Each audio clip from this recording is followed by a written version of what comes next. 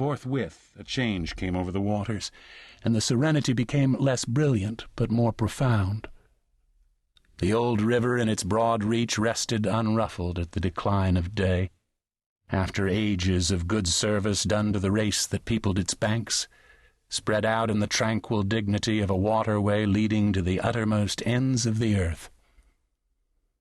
We looked at the venerable stream, not in the vivid flush of a short day that comes and departs forever, but in the august light of abiding memories.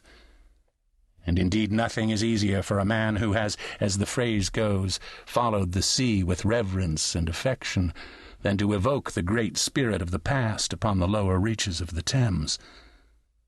The tidal current runs to and fro in its unceasing service, crowded with memories of men and ships it had borne to the rest of home or to the battles of the sea.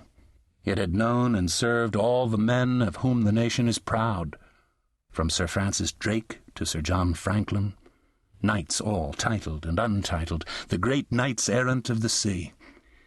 It had borne all the ships whose names are like jewels flashing in the night of time, from the Golden Hind, returning with her round flanks full of treasure, to be visited by the Queen's Highness and thus pass out of the gigantic tale, to the Erebus and Terror, bound on other conquests, and that never returned.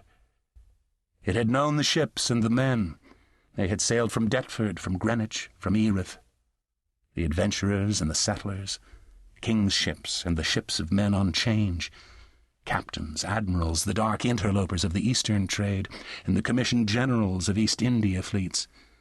Hunters for gold or pursuers of fame, they all had gone out on that stream, bearing the sword and often the torch, messengers of the might within the land, bearers of a spark from the sacred fire. What greatness had not floated on the ebb of that river into the mystery of an unknown earth? The dreams of men, the seed of commonwealths, the germs of empires. Light came out of this river since, you say, nights? Yes. But it is like a running blaze on a plain, like a flash of lightning in the clouds. We live in the flicker. May it last as long as the old earth keeps rolling. But darkness was here yesterday. Imagine the feelings of a commander of a fine, trireme in the Mediterranean, ordered suddenly to the north, run overland across the Gauls in a hurry, put in charge of one of these craft of the legionnaires, a wonderful lot of handy men they must have been too, used to build, apparently by the hundred in a month or two, if we may believe what we read. Imagine him here, the very end of the world, a sea the colour of lead, a sky the colour of smoke, a kind of ship about as rigid as a concertina, and going up this river with stores, or orders, or what you like. Sandbanks, marshes, forests, savages, precious little to eat fit for a civilized man, nothing but Thames water to drink. No Falernian wine here, no going ashore. Here and there a military camp lost in a wilderness, like a needle in a bundle of hay. Cold, fog, tempests, disease, exile, and death. Death skulking in the air, in the water, in the bush. They must have been dying like flies here.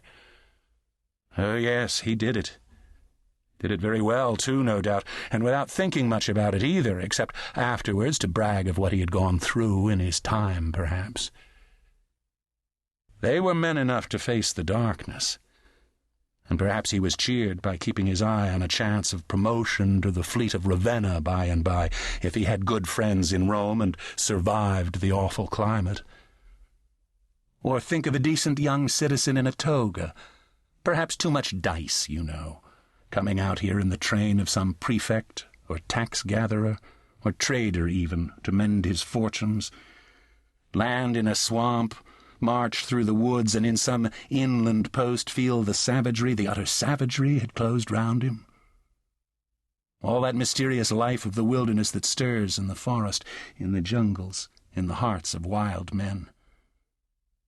There's no initiation either into such mysteries. He has to live in the midst.